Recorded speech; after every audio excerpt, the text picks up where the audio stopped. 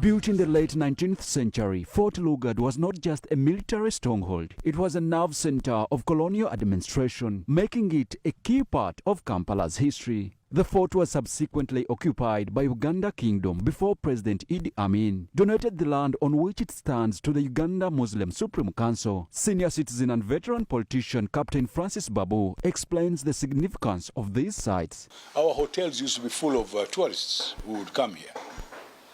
There was a tourist thing in Kampala where you went from different areas, Kasubi, they show them the Rubidi, they would show them the different churches. Then we had our museum, which should have developed by now. Very, very important. That museum is very, very important. Nakivo was a war memorial after the Second World War.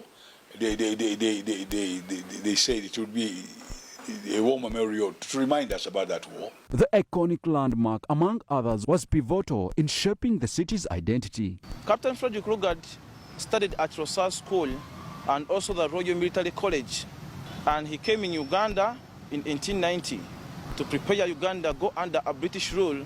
When he came in Uganda, he had to set up his fort.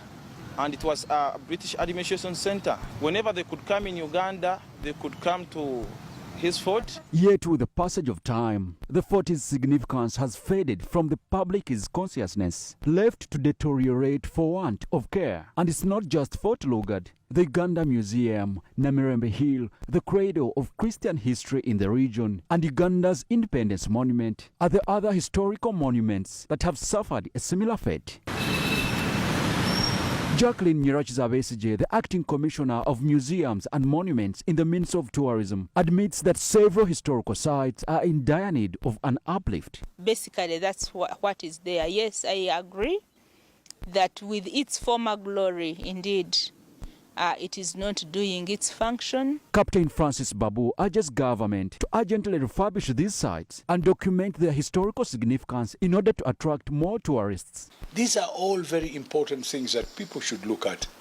But to do that, government using the Ministry of Social Services, which is in charge of these sites, and give them enough budgets and get professionals who can go on archaeologically getting these things established and giving them a meaning.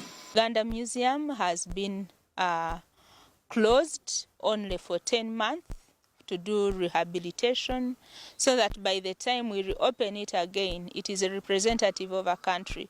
We want a national museum that all Ugandans will be proud of. As Kampala evolves and grows, it's tempting to focus on the new and shiny, but what of the old and treasured?